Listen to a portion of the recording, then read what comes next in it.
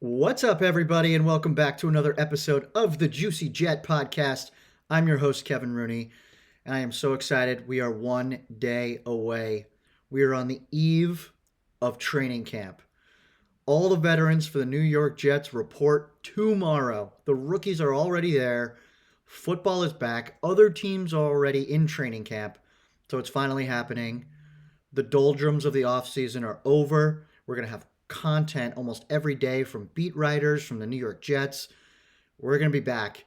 And for me personally, I'm a diehard fan, so I soak up this content. I love this time of year. I think it's so fun to try to predict who's doing well, even though we're not even there for half of these practices. Who's doing well in training camp? Who's doing poorly? Who we would cut? Who we want to have make the team that we never thought would?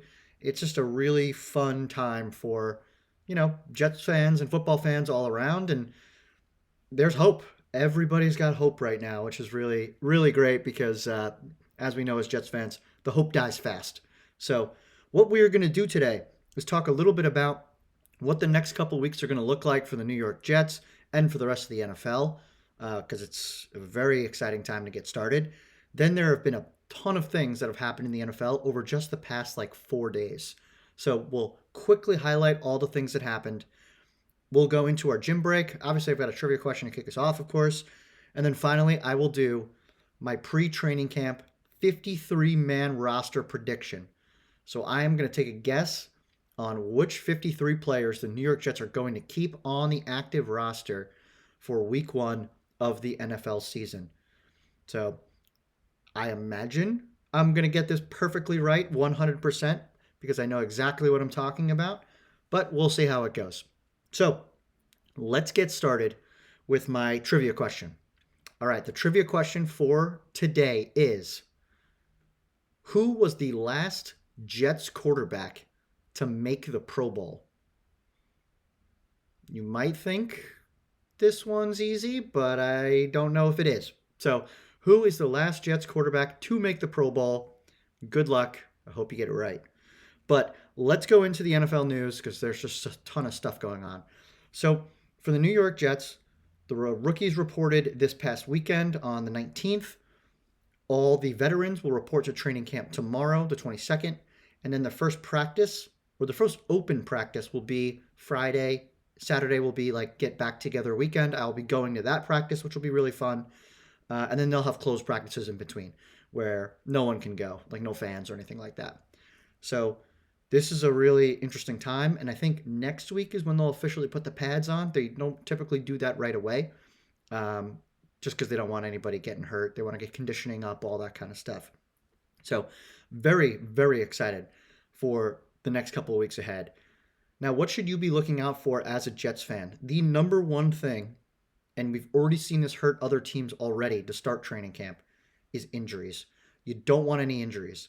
This Jets roster is not deep enough to sustain an injury to a starter. If someone goes down for the year, we're in huge trouble because we just don't have enough players to backfill those spots right now. Muji and Glenn are retooling this entire roster, and the depth just isn't there.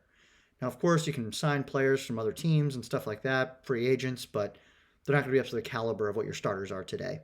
So, number one thing is watch out for injuries, and you saw just the other day, defensive tackle for the Lions actually tore his ACL already, and I think it was practice one.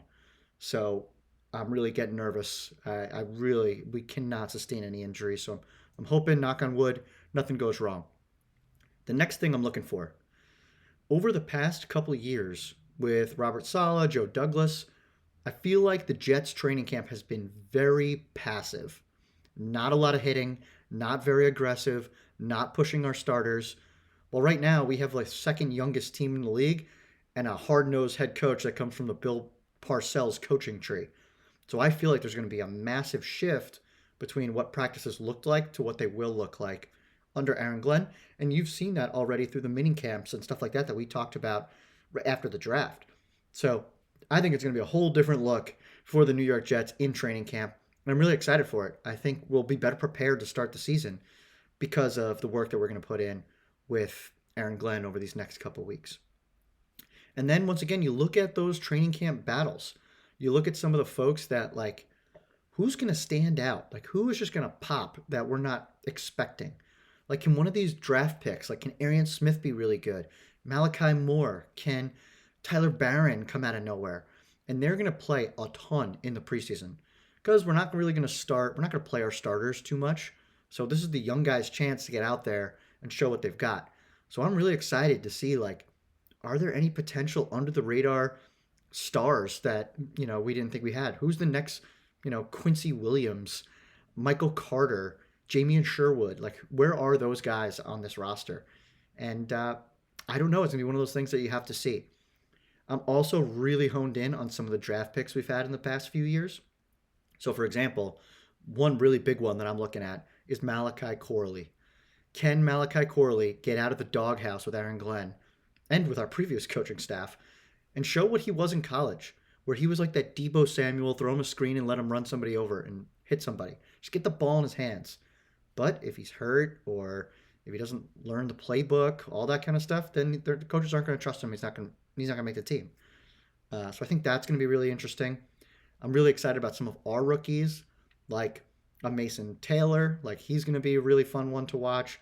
I'm excited. I already listed a couple of others, but Azareye'h Thomas is a really exciting one for me because I think he's going to be a backup to start the season, so he's going to play a lot in training camp and in the preseason. So yeah, I'm just pumped to get these young players out on the field under a new head coach with a new practice system under Aaron Glenn. Now, I will remind you, if you are a Jets fan who's like paying attention to all the news that's coming out there, while I do eat it up for sure, I eat up all the content, don't put too much stake into what Justin Fields was passing in terms of completions, incompletions, interceptions, touchdowns, all that stuff. Because remember, we're learning an entirely new system under Tanner Engstrand, who's also never called plays in the NFL before. So I feel like there's going to be a lot of mistakes in practice, and we just got to get ready for it. Same thing on defense. If they give up touchdowns, it doesn't mean the defense stinks. It doesn't mean Brandon Stevens is the worst corner we've ever had. Let's see how it plays out. Try to take everything with a grain of salt, even though it's going to be very tempting when Jermaine Johnson has his first sack that he's back, even though maybe he's really not. Actually, one thing I should tell you about to start training camp, Jermaine Johnson was put on the PUP. He can come off that list at any time. It's just a way for them to slowly ramp him back. It sounds like he, based on all of his tweets and all that stuff, he's ready to play. It's just, let's take it easy. Let's not push it and get him extra hurt or something like that. I'm trying to think if there was anyone else of substance that is also out. Oh, Irv Charles, he'll be on the PUP. He'll be on the PUP for most of the season, I believe. So don't expect him to contribute anytime soon. I will not be putting him on my 53-man roster prediction because he'll be on IR to start the year. So I think that's it. That's the big stuff. The only other person that I really just want to pay attention to, because I love this player and I really want him to make the team, is Quantez Stiggers, the cornerback that we drafted last year from the Canadian Football League. I think he'll do a lot better with Aaron Glenn, and I know it's tough to break this roster with the amount of defensive backs that we have, but maybe he could play a little safety. I don't know. I just really want to see him get a chance. So yeah, that's my overview of training camp. I will be there this Saturday, and I will be there next Saturday. So really excited to watch everybody live. I'm assuming I'm going to see a bunch of my Jets friends there who are just always at all the same events that I'm always at. So it should be a really good time to be back. Hopefully the weather is great. And should be a fun start to training camp and the first real start to football. So it's just so great to be back, especially with no hockey, no basketball, and the Mets stinking, which we'll talk about. All right, so let's transition into some NFL news. So obviously we talked last week, Garrett Wilson, Sauce Gardner, big extensions, going to be Jets for most of their prime. Super pumped about that. We're not going to dive much deeper into it at this point. The one I do want to talk about that we just signed is Mason Taylor. So Mason Taylor, second-round rookie tight end out of LSU, Jason Taylor's son.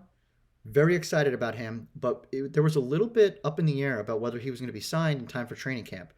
The reason for that is this year, for some reason, two teams, I think it was like the Texans and maybe the Browns, fully guaranteed their salaries for their second-round draft picks. So now every other second-round pick was holding out to try to get fully guaranteed deals from, their agents were trying to get it from the team that drafted them.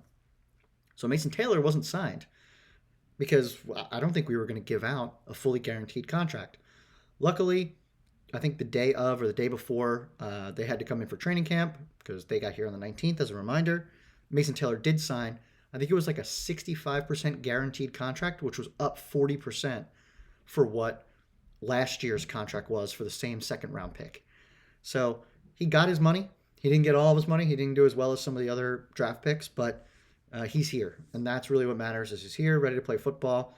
I'm actually surprised. I thought being Jason Taylor's son, he might hold out for the money, but it seems like he's all in on football. So it's great to see. Very excited to have him in camp. So that was the Jets news. Let's go into other NFL news.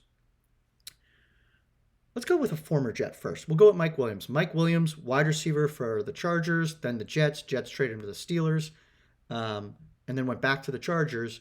He retires before he gets to play for the Chargers again. Seems like injuries just caught up with him, and unfortunately, it didn't work out with the Jets. I really wanted it to because I loved watching him as a Charger. He was just always hurt all the time. The ACL kind of ruined him, and yeah, so that's it for Mike Williams. Doesn't get to go back to the Chargers again, and he just retires before training camp. Let's go to signings. TJ Watt, of course, we play him week 1. We were hoping, I knew he would eventually sign, hoping he would hold out a little bit longer, so it interrupted training camp for them. But TJ Watt re-signs with the Steelers, $41 million a year extension. He is the highest defensive player in NFL, highest paid defensive player by yearly average in NFL history. So we got to see TJ Watt. Good luck to rookie offensive tackle Armand Membu and second-year player Olu Fashanu in week 1 against TJ Watt. So we'll see how that goes. I don't know if I would have played that deal if he was on the Jets, just because we're a young roster and TJ Watt is in his 30s at this point. But the Steelers are all in with Aaron Rodgers trying to win a Super Bowl, so you got to keep him. Von Miller goes to the Commanders. Honestly, he did not look good, I thought, in his last couple of years with the Bills, so especially after that injury he sustained. I think it was the Achilles. So, yeah, goes to the Commanders. We'll see how that impacts their defense, but the Commanders are going the wrong way in terms of age. They've got the young quarterback, and they have the rest of the team is the oldest team in the NFL. So, yeah, should be interesting. Let's see if they can be as good as last year. It really all rides on Jaden Daniels, and they still haven't signed Terry McLaurin yet, who is, I guess, I don't know if he's technically a holdout yet, but in the next 2 days, if he doesn't get signed, he will be. The Chiefs dishing out big money. Trey Smith was their franchise tag player. They had hours before the deadline to extend him ran up, and they did get it in time. 4 years, $94 million. The reason why that one's important is because Trey Smith plays guard, and we have 2 guards that we're going to have to re-sign either in season or next season, or this upcoming offseason, which will be John Simpson and AVT. So he got 4 years, $94 million. What is AVT going to be looking for? I don't think he's as good as Trey Smith because of the injuries that he sustained, but that's big money for a guard. So we'll see if AVT wants to test the market or he sticks with us. I think Simpson will stay with us because I think his family's here. His wife is like going through school here, all that kind of stuff. So we'll see how that goes.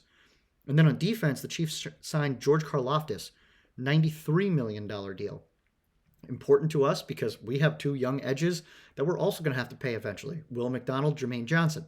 So how does that impact? Jermaine Johnson, we don't know how he's going to play coming off the Achilles injury. Looks like he's going to be good to go. I'm excited about it, but he might not be fully back to 100% until week 6, for example. And then Will McDonald coming off a 10-sack season. How does he build on that? Can he do it again? He's bulked up a little bit. Can he play the run more than he did in previous years? So is he going to be worth that kind of money? And I think those are the positions that you do pay for. It's offensive tackle, cornerback, edge, wide receiver, and quarterback. We've talked about that before. So I would pay for the DNs, but it just depends on how much they're going to be worth. And then finally, Packers signed Zach Tom, tackle, $88 million. We're not going to have to pay our tackles for a long time. So we're good there, but I thought that was an interesting one to call out. And then finally, the last thing that I wanted to mention was Noah Fant. Noah Fant, who was the tight end for the Broncos that was traded to the Seahawks in the Russell Wilson trade originally. He gets cut by the Seahawks. He is fine, I would say, as a tight end. He's not going to be your top 7 tight end in the league, but he's also an NFL player. He's not going to be your worst tight end in the league either. So I don't think the Jets would spend at this point on someone like him, but you never know. If someone gets hurt, maybe that's a guy you bring in. But I think they're going to be happy with, their draft pick to Mason Taylor. I bet they feel like Jeremy Ruckert has another side to him that we haven't seen, and they just signed Stone Smart. So why would you? They're kind of similar. I know they're not the same size, but they're going to be your receiving tight ends, essentially, Stone Smart versus a Noah Fant. But we'll see. I don't really know how Muji operates yet, so we got to wait and find out. So that is all the updates in the NFL. Tomorrow is really the big day for the whole NFL. Almost all teams will be back reporting for training camp. The first football game is literally, it's the 21st, 8 days away. I think it's the 29th, next Thursday, I feel like it is. Not the Jets. I think it's the Chargers and the Lions, maybe? I can't remember. But that's the Hall of Fame game, so that's coming up soon. So that's it. It's exciting times in football land. All right, really, really quick gym break. I don't need to talk about the Islanders. Nothing's happened. Don't need to talk about the Knicks. Nothing's really happened. The Mets. Going into the All-Star game, in a slump, not good. Coming out of the All-Star game, still don't look great. I don't know what happened. The first game out of the All-Star break against the Reds was a give-up game. We were throwing pitchers out there I've never heard of that were just giving up runs. We had no one in the bullpen warming up. I didn't understand what was happening. Looks like Pete hurt his hand, which is kind of concerning. Lindor's not hitting right now, and it feels like what other people have told me that I think is 100% true is if as Lindor goes, the team goes. So when he's not hitting, it doesn't look good. We'll see. It's not looking great for the Mets right now, but once again, we're only like a game and a half back of the Phillies, so I'd rather slump now than slump later in the big run in August, September. But we got to break through this. The offense has to start hitting runners in scoring position at some point. So that's it. I'm not going to dive any more into the gym break because we got some big stuff to go through here with my 53-man roster prediction. So I'm going to get started. A reminder, I'm doing this as if it's week one, who is on the roster. I 100% feel that Darren Muji will work the waiver wire to find more players to replace folks that are already here. So while I may have them on my list, I'm going to highlight them as potential people that might actually not make the team or be one of the first people cut if he finds someone else on the open market during cut day that he'd rather have instead. Let's rip through it. Quarterback, super simple. We're keeping two. Justin Fields, starter. Tyrod Taylor, the backup. I don't think Adrian Martinez is going to make the roster. Cook, I get it because he's an undrafted free agent who played well in college as from Missouri. I think he's a practice squad guy. I don't think we need to carry three quarterbacks. I'm going to stick with two, Justin Fields, Tyrod Taylor, because it really becomes a numbers game. And I think that's a position where we don't need to have multiple. Running back, pretty simple. The three that I'm going to talk about are the ones that we all know are probably going to make this roster. Breece Hall, Braylon Allen, Isaiah Davis. But I do have a fourth running back on the roster, and I'll give you my reasoning. It's Kene Iguanu. And the reason I have him on the list is because he's going to be our kick returner. He's technically a running back, but last year he played for one game with it, or 2 games, and he had like 2 kick returns for touchdowns. It was awesome. So I want to see him back there again. I don't really want to see Xavier Gibson returning kicks anymore because he wasn't doing great with it. Sure, punts, he was fine, but I'd rather have someone who's actually specialized in doing it. So he makes the roster as a fourth running back. I don't love the idea of a fourth running back, but that's where we're at. One of my surprises is I do have a fullback on the roster, Andrew Beck. The reason I have Andrew Beck making the team is because I think he can fill the role of a blocking tight end as well. So not only fullback, and we're going to run the heck out of the ball this year. So not only a fullback, but also blocking tight end. He was also the first person that Muji picked up as a GM.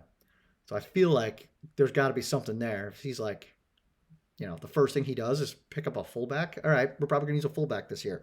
So we'll see if Andrew Beck makes the roster. All right, wide receiver. I have 6 wide receivers making the team. Obviously, no brainer. Garrett Wilson, who I think the number 2 wide receiver is going to be. Josh Reynolds. Number 3, until something different happens where the Steelers want to come calling, Allen Lazard will be your 3rd wide receiver. Then, of course, I have our recent draft pick, Arian Smith, as our burner. I did put Tyler Johnson on the roster. He's a free agent signing from this offseason. He's an NFL player. He's played football before. He's not one of these like small shifty guys. He like can actually play, on the outside. So I have him making the roster. I don't feel great about it. I feel like he's one that could be iffy on the bubble, off the bubble. And then my really iffy one, just because I believe in him still, is Malachi Corley.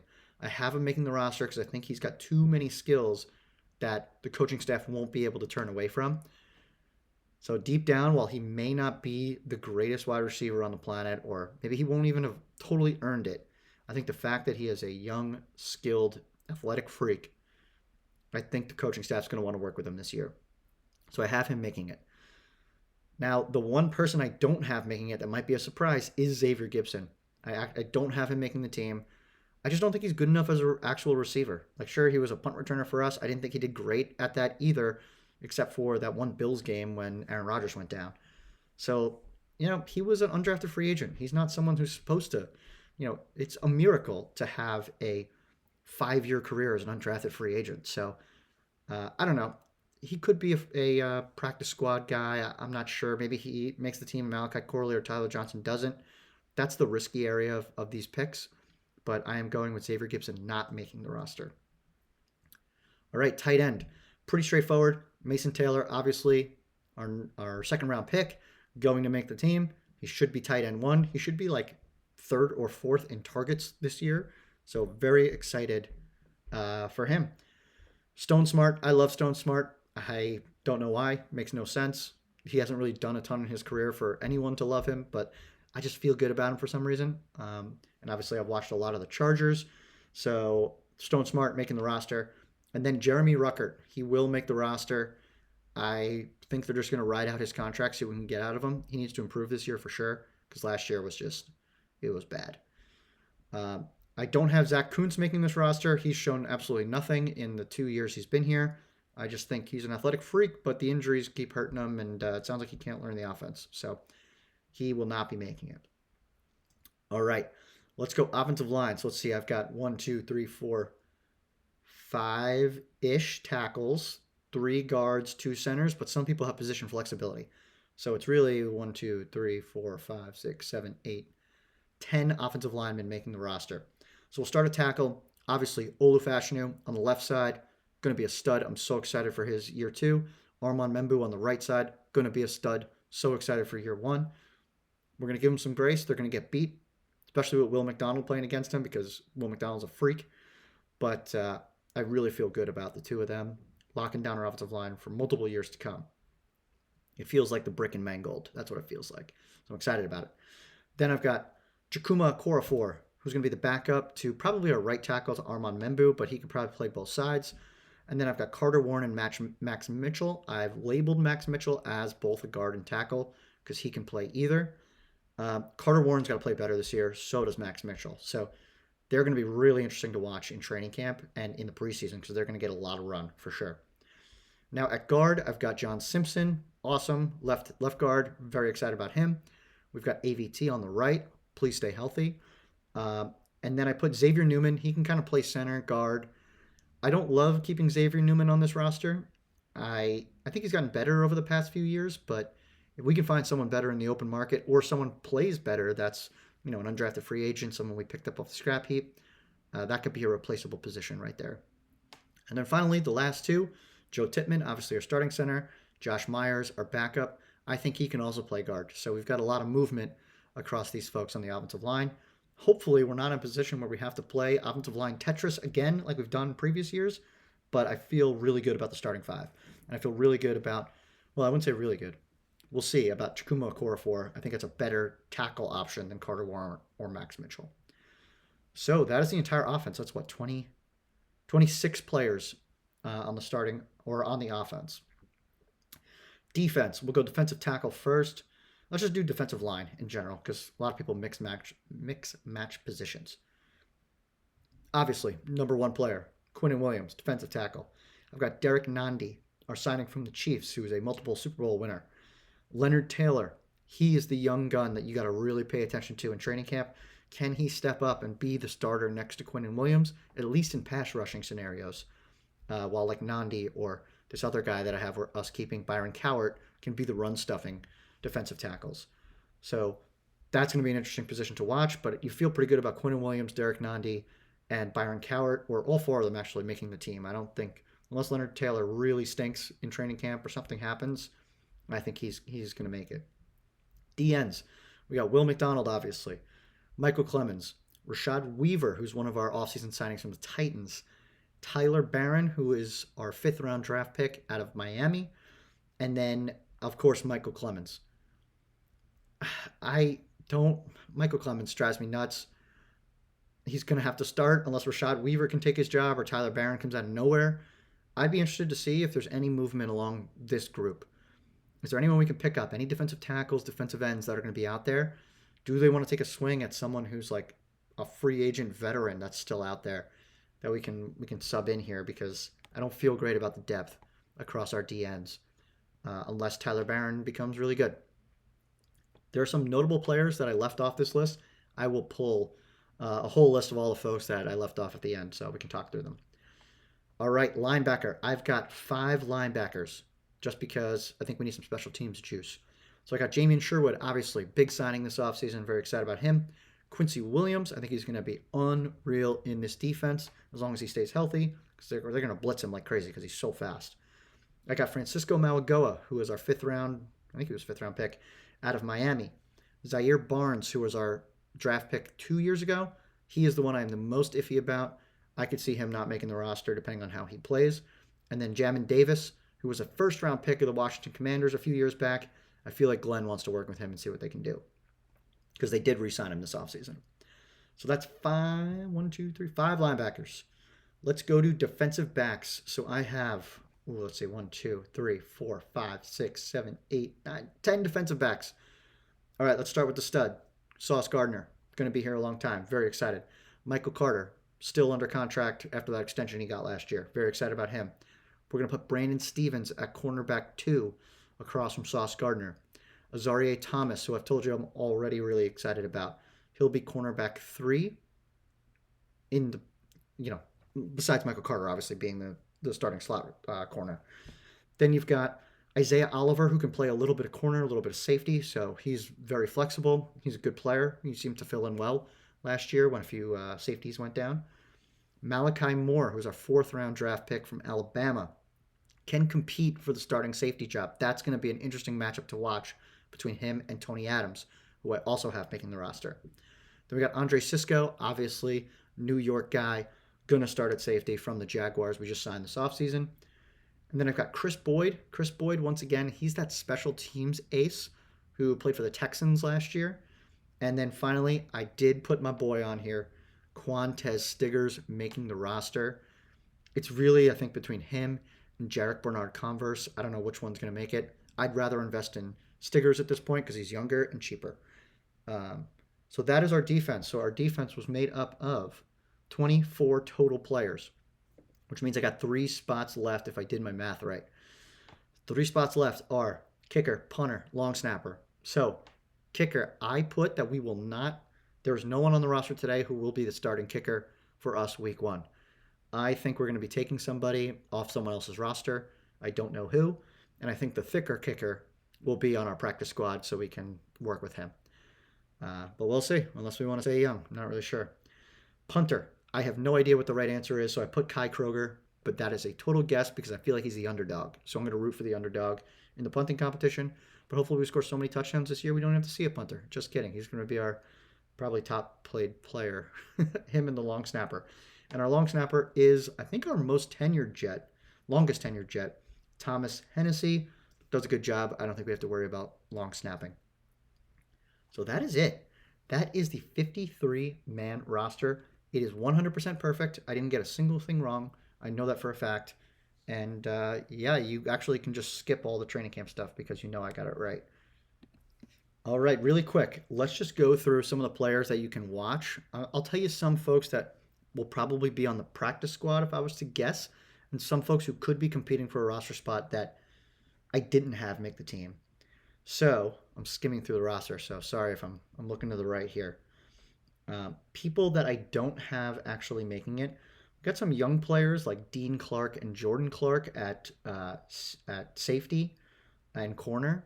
Might be interesting as undrafted free agents. Not sure if they'll. I don't think they'll make the team, but practice squad for sure is in their future. Same thing with Brady Cook. We talked about him already. Quarterback should be a practice squad player.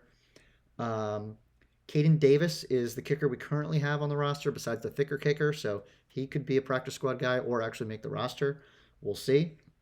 Donovan Edwards, he was the running back we took as an undrafted free agent out of Michigan, who's actually on the cover of College Football 25. What was the last one? 25. College Football 25. I think for sure he'll be on the practice squad unless someone scoops him up.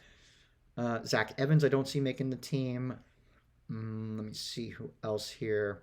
Xavier Gibson was one that, once again, he could make the roster. I have him not making it, but I'm not sure. Let's see who else. Zach Kuntz, we already talked about. I don't think he even goes on the practice squad. I think we're kind of done with him.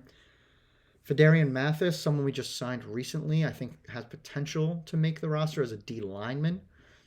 One group, we also have Marcelino McCrary-Ball. He's been a linebacker on the Jets for like 3 years now. I just think he's getting a little bit older. I don't know if he's like a future starter, He's not a young player I'm looking to invest in. Well, I'd rather have Francisco Malagoa or someone like that playing.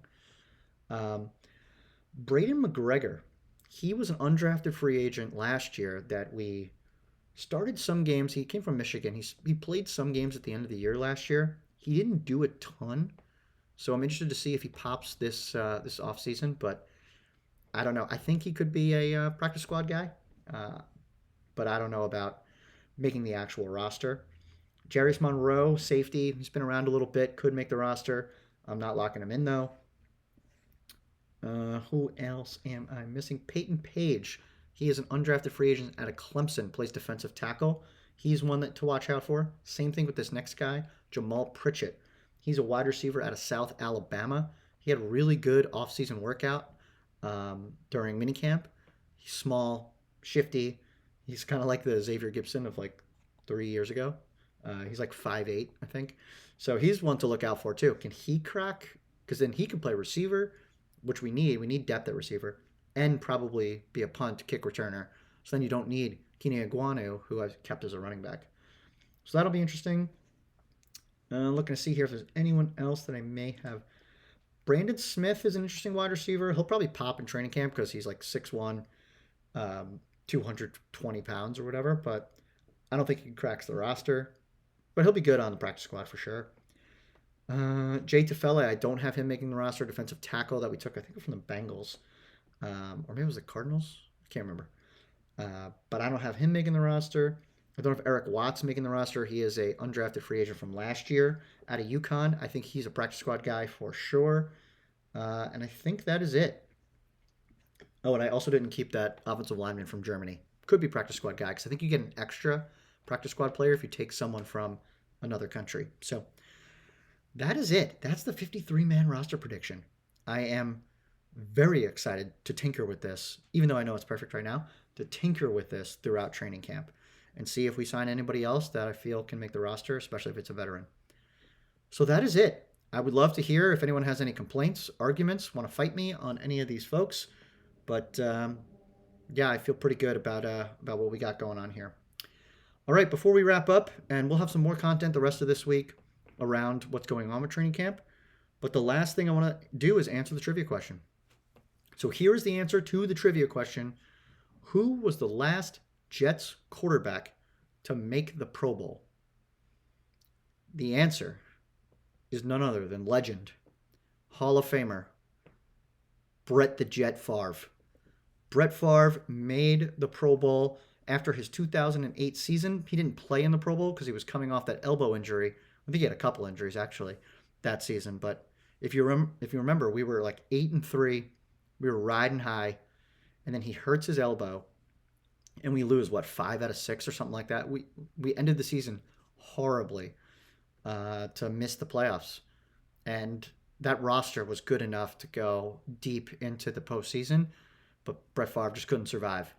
And that roster is actually what led us into 2009 and 2010 with Rex Ryan, with the 2 AFC Championship games, and unfortunately with Brett Favre leaving, and Brett Favre and Eric Mangini didn't really get along, we got rid of Eric Mangini and luckily brought in Rex, and he had those great couple of years. So yeah, so Brett Favre, last Jets quarterback to make the Pro Bowl. I'm assuming most people would have thought Ryan Fitzpatrick. So I think that might have been the trick there, or maybe a Chad Pennington. But nope, Brett Favre makes the Pro Bowl.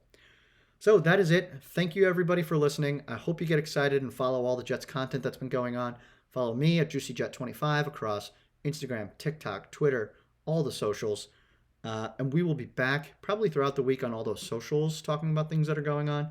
I'll post some videos from practice that I go to on Saturday. And we'll hop back on the podcast whenever something cool happens. Or we'll just continue to do every Monday. So thank you all for listening. I will talk to you again in a little bit. See you later.